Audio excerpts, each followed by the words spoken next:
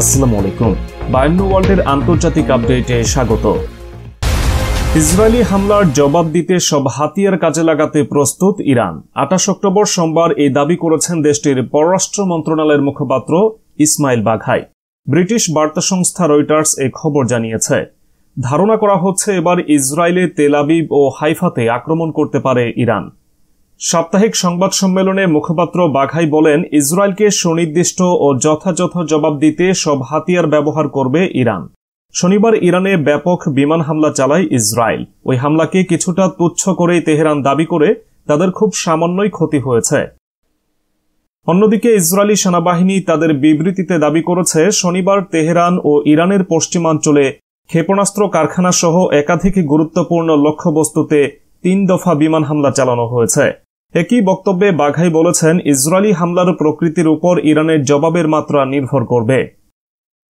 এদিকে সামরিক স্থাপনা লক্ষ্য করে হামলা চালানোর জন্য ইসরায়েলকে নির্মম পরিণতি ভোগ করতে হবে বলে হুঁশিয়ারি দিয়েছেন ইরানের বিপ্লবী গার্ডের শীর্ষ কমান্ডার হুসেইন সালামি। হুসেইন সালামিকে উদ্ধৃত করে ইরানি বার্তা সংস্থা তাসনিম জানিয়েছে, ইসরায়েল বিমান হামলা চালিয়ে তাদের খারাপ লক্ষ্য অর্জনে ব্যর্থ হয়েছে। সালামি আরও বলেন, গাজা ও লেবাননে ইরানের প্রক্সি বাহিনীর সঙ্গে লড়াই চলাকালে তেহরানে ইসরায়েলি হামলা ভুল গণনা ও তাদের অসহায়ত্বের চিহ্ন। আর এই হামলার জন্য ইসরায়েলকে যে নির্মম পরিণতি ভোগ করতে হবে তা অকল্পনীয় বলেও সতর্ক করেন তিনি। এ হামলার যথাযথ জবাব দেওয়ার হুঁশিয়ারি দিয়েছেন ইরানের প্রেসিডেন্টও। 27 অক্টোবর রোববার মন্ত্রিসভার বৈঠকে ইরানের প্রেসিডেন্ট মাসুদ পেজেশকিয়ান বলেন, ইসরায়েলের সঙ্গে যুদ্ধ চায় না তেহরান, তবে তেল আবিবের হামলার যথাযথ জবাব দেবে তার দেশ। এর আগে ইরানের সর্বোচ্চ নেতা আয়াতুল্লাহ আলী খামেনি ইসরায়েলের হামলা নিয়ে মন্তব্য করেন। তিনি বলেন, এটা কর্তৃপক্ষ নির্ধারণ করবে যে তারা কিভাবে ইরানি জনগণের ইচ্ছা ও শক্তিকে ইসরায়েলি সরকারের কাছে পৌঁছে দেবে এবং দেশ ও জাতির স্বার্থ রক্ষায় ব্যবস্থা নেবে। খামেনি রবিবার বলেছেন, ইসরায়েলের বিরুদ্ধে ইরানের শক্তি প্রদর্শনের মাত্রা ইরানি কর্মকর্তারাই নির্ধারণ করবেন। তিনি আরও বলেছেন, ইসরায়েলের হামলা নিয়ে অবহেলা বা অতিরঞ্জন কোনোটি কাম্য নয়। উল্লেখ্য, দীর্ঘদিন ধরে শত্রু ভাবাপন্ন দেশ দুটি হামলা পাল্টা হামলার চক্র চালিয়ে যাচ্ছে। এর মধ্যেই চলতি মাসের 1 তারিখ ইসরায়েলে ব্যাপক ক্ষেপণাস্ত্র হামলা চালায় ইরান। ইসরায়েলের দাবি, তাদের আকাশ প্রতিরক্ষা ব্যবস্থা প্রায় পুরো হামলাই প্রতিহত করতে সক্ষম হয়েছিল। অন্যদিকে ইরাকের আকাশসীমা ব্যবহার করে ইরানে বিমান হামলা চালানো ইসরায়েলের বিরুদ্ধে জাতিসংঘে অভিযোগ করেছে বাগদাদ। ইরাকি সরকারের মুখপাত্রের বরাতে 28 অক্টোবর সোমবার এক প্রতিবেদনে এ তথ্য জানিয়েছে সংবাদ মাধ্যম আল জাজিরা। এদিকে ইসরায়েলের হামলার সঙ্গে যুক্তরাষ্ট্রের সংশ্লিষ্টতা দাবি করেছে জাতিসংঘে ইরানের শান্তিরক্ষা মিশন। যুক্তরাষ্ট্র নিয়ন্ত্রিত ইরাকের আকাশপথ দিয়ে ইরানের উপর বিমান হামলা চালানোর অভিযোগ দেশটির। জাতিসংঘের শান্তিরক্ষা মিশনের দাবিতে বলা হয়, ইরানের সীমান্ত থেকে প্রায় 70 মাইল দূরে মার্কিন সামরিক বাহিনীর নিয়ন্ত্রণে থাকা ইরাকি আকাশসীমা থেকে ইরানের বেশ কয়েকটি সামরিক ও রাডার সাইট আক্রমণ করেছে তেল আবিবের যুদ্ধ বিমান। একই অভিযোগ করেছেন ইরানের সশস্ত্র বাহিনীর প্রধান মেজর জেনারেল আব্দুল রহিম মোসাভি। তিনি বলেন, ইরাকের আকাশপথ ব্যবহার করে ইরানে প্রাণঘাতী হামলা চালিয়েছে ইসরায়েল যুদ্ধ বিমান। ইসরায়েলের এমন আচরণকে অবৈধ বলে মন্তব্য করেছেন তিনি। এক বিবৃতিতে মৌসাভি বলেন, ইসরায়েলের বিমান বাহিনী ইরাকে যুক্তরাষ্ট্রের সন্ত্রাসী সামরিক বাহিনী নিয়ন্ত্রিত আকাশপথ ব্যবহার করে ইরানের সীমান্ত থেকে 100 কিলোমিটার দূর থেকে ক্ষেপণাস্ত্র নিক্ষেপ করেছে। এই ক্ষেপণাস্ত্রগুলো ইরানি ব্যালিস্টিক ক্ষেপণাস্ত্রের ওয়ারহেডের 1/5 সমান। যুদ্ধবিমানগুলো ইরানের আকাশসীমায় প্রবেশ করতে পারেনি। অপরদিকে ইসরায়েল যুদ্ধের মূল লক্ষ্য থেকে সরে গেছে বলে অভিযোগ করেছেন দেশটির প্রতিরক্ষা মন্ত্রী ইয়ফ গ্যালান্ট। ইরানের সর্বশেষ হামলার কয়েক ঘণ্টা আগে প্রধানমন্ত্রী বেনিয়ামিন নেতানিয়াহুকে লেখা চিঠিতে এ কথা বলে সতর্ক করেছেন তিনি। বিগত 1 বছরে উদ্ভূত আঞ্চলিক পরিস্থিতি বিবেচনায় নিজেদের মনোযোগ পুনর্নির্ধারণ করা দরকার বলে গ্যালান্ট দাবি করেছেন। ইসরায়েল ভিত্তিক সংবাদ মাধ্যম দ্য টাইমস অব ইসরায়েল এ খবর জানিয়েছে। গ্যালান্ট বলেছেন, ইসরায়েলের লক্ষ্য ও উদ্দেশ্য সেকেলে হয়ে গেছে। তাদের উচিত 2023 সালের 7 অক্টোবর হামাসের হামলা হওয়ার আগের পন্থায় ফেরত যাওয়া। তিনি বলেছেন, যুদ্ধের প্রকৃতিতে উল্লেখযোগ্য পরিবর্তন এসেছে। যেমন ইরানের সঙ্গে তারা সরাসরি সংঘর্ষে জড়িয়ে পড়েছে। এখন তাদের উচিত যুদ্ধের বিভিন্ন ফ্রন্ট ও তাদের আন্তঃসম্পর্ক বিবেচনায় নিয়ে সমন্বিত একটা পরিকল্পনা তৈরি করা এবং আলোচনার মাধ্যমে যুদ্ধের লক্ষ্য পুনর্বিবেচনা করা। গত বছরের 7 অক্টোবর ইসরায়েলের দক্ষিণাঞ্চলে হামাস হামলা করলে গাজা যুদ্ধে শুরু হয়। ওইদিন প্রায় 250 জন ইসরায়েলিকে জিম্মি করে ফিলিস্তিনি ভূখণ্ডে নিয়ে যায় হামাস। প্রাথমিকভাবে তাই হামাসের ধ্বংস ও জিম্মিদের মুক্তি ছিল যুদ্ধে ইসরায়েলের মূল লক্ষ্য। কিন্তু যুদ্ধে ইরান ও তার প্রক্সিরা জড়িয়ে পড়লে পরিস্থিতি পাল্টে যেতে থাকে। ইসরায়েলের দাবি অনুযায়ী তারা এখন 7টি ফ্রন্টে লড়াই চালিয়ে যাচ্ছে। লেবানন সীমান্তবর্তী উত্তরাঞ্চলীয় ইসরায়েলের বাসিন্দাদের ঘরে ফিরিয়ে নেওয়াও এখন তেল আবিবের লক্ষ্যে পরিণত হয়েছে। এই উদ্দেশ্যে লেবানিজ সশস্ত্র গোষ্ঠী হিজবুল্লাহকে চিহ্নিত করার অভিপ্রায়ে লেবাননে মাসখানেক ধরে হামলা চালিয়ে যাচ্ছে তারা। ইসরায়েলের যুদ্ধের লক্ষ্য আপডেট করতে কয়েকটি আলাদা ক্ষেত্র তুলে ধরেছেন গ্যালান্ট। তার মতে পশ্চিম তীরে সন্ত্রাসবাদ দমন করে নৃশংসতা প্রতিরোধের পদক্ষেপ নিতে হবে ইসরায়েলকে, আর ইরানকে যুদ্ধের বাইরে রাখা প্রয়োজন। এছাড়া গাজায় উচিত কোনো সামরিক হুমকি ছাড়া একটি সমাধান খুঁজে বের করা, সন্ত্রাসবাদের সক্ষমতা হ্রাস করা, সমস্ত জিম্মিদের ফিরিয়ে আনা এবং হামাস সরকারের বিকল্প নিয়ে প্রচারণা চালানো। অবশ্য হামাস নিশ্চিহ্ন করতে বদ্ধপরিকর ইসরায়েল হামাস সরকারের কোনো বিকল্প নিয়ে ভাবতে রাজি নয়। এই নীতির জন্যই প্রকাশ্যে নেতানিয়াহুর সমালোচনা করেছেন গ্যালান্ট। তিনি বলেছেন, যুদ্ধের পর ফিলিস্তিনি ভূখণ্ডে ইসরায়েলি শাসন প্রতিষ্ঠার চিন্তা বাদ দেওয়া উচিত।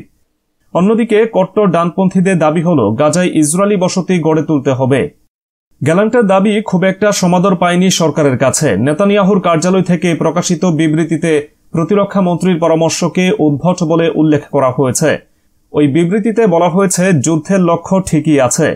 মন্ত্রিসভা যুদ্ধের লক্ষ্য ও উদ্দেশ্য নিয়মিত পর্যালোচনা করেও সম্প্রতি তার পরিধি বৃদ্ধি পেয়েছে। এবারে বাংলাদেশ প্রসঙ্গ।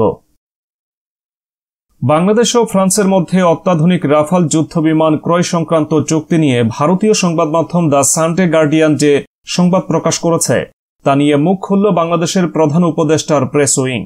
27 অক্টোবর রোববার প্রতিবেদনটি প্রকাশের পর সোমবার প্রধান উপদেষ্টার প্রেস উইং ফ্যাক্টস ফেসবুক পেজে জানানো হয় চুক্তির সত্যতা নিয়ে।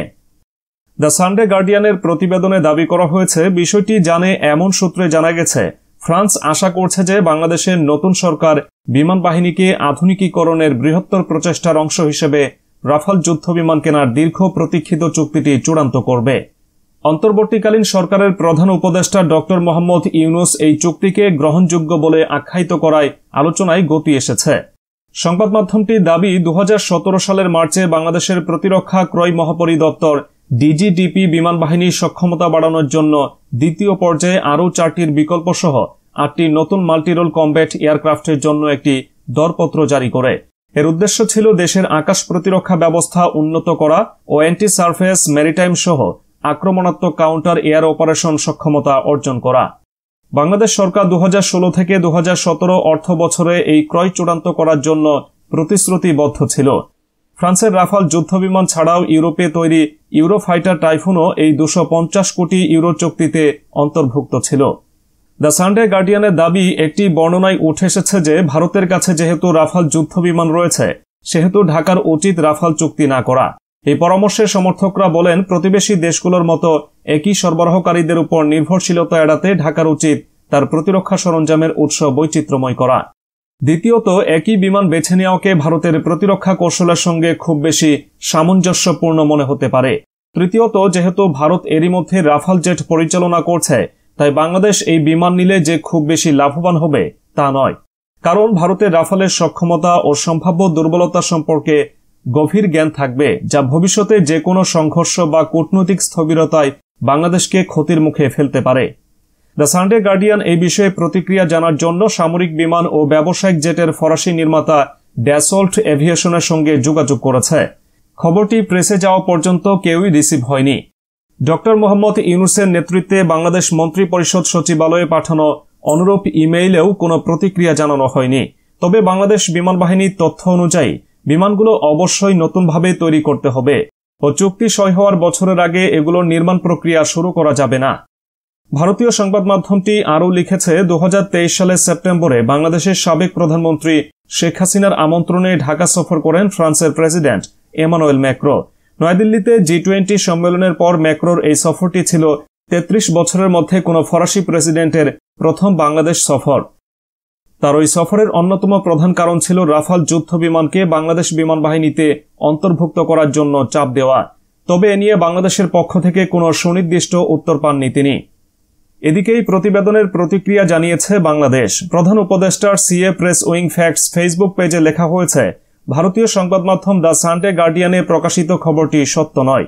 বাংলাদেশের অন্তর্বর্তীকালীন সরকার এ ধরনের কোনো চুক্তির সম্ভাবনা সম্পর্কে অবগত নয়। শেখ হাসিনার নেতৃত্বে স্বৈরাচারী সরকার ক্ষমতায় থাকাকালীন 2019 সালে রাফাল ক্রয় চুক্তিটি ঢাকা ও প্যারিসের মধ্যে আলোচনার পর্যায়ে ছিল। করোনা মহামারীর কারণে সেটি স্থবির হয়ে পড়ে। আলোচনা পুনরায় শুরুর জন্য বাংলাদেশ ফ্রান্সের কাছ থেকে এখনো কোনো আনুষ্ঠানিক অনুরোধ পায়নি। সবশেষ জানিয়ে দিচ্ছি কাশ্মীর প্রসঙ্গ।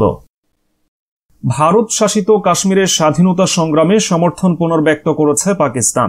দক্ষিণ এশিয়ার পরমাণু শক্তিধর এই দেশটির প্রেসিডেন্ট আসিফ আলী জারদারি ও প্রধানমন্ত্রী শাহবাজ শরীফ এই সমর্থন পুনর্ব্যক্ত করেন। তারা বলেছেন, জাতিসংঘের নিরাপত্তা পরিষদের রেজুলেশন অনুযায়ী নিজেদের আত্মনিয়ন্ত্রণের অধিকার রয়েছে কাশ্মীরিদের। রোববার এক প্রতিবেদনে এ তথ্য জানিয়েছে ডন। প্রতিবেদনে বলা হয়েছে, নিজেদের আত্মনিয়ন্ত্রণের অবিচ্ছেদ্য অধিকার অর্জন না করা পর্যন্ত কাশ্মীরি ভাই ও বোনদের প্রতি পূর্ণ নৈতিক, কূটনৈতিক ও রাজনৈতিক সমর্থন অব্যাহত রাখার বিষয়ে সমর্থন পুনর্ব্যক্ত করেছেন জারদারি এবং শাহবাজ শরীফ। আন্তর্জাতিক সম্প্রদায়কে কাশ্মীরের জনগণের উপর ভারতীয় নৃশংসতা এবং মানবাধিকার লঙ্ঘনের ঘটনা গুরুতরভাবে নজরে নিতে এবং বিশ্ব সংস্থার রেজুলেশনগুলো বাস্তবায়নের জন্য আহ্বান জানিয়েছেন। রোববার কাশ্মীর ব্ল্যাক ডে দিবস পালিত হচ্ছে। এ উপলক্ষে দেওয়া এক বার্তায় জারদারি বলেছেন, ভারতের অবৈধভাবে অধিকৃত জম্মু ও কাশ্মীরে মানবাধিকার লঙ্ঘন বন্ধ করতে, তাদের কষ্ট লাঘব করতে এবং জাতিসংঘের নিরাপত্তা পরিষদের প্রস্তাবগুলো বাস্তবায়নের জন্য ভারতকে চাপ দিতে আমরা আন্তর্জাতিক সম্প্রদায়ের প্রতি আহ্বান জানাচ্ছি।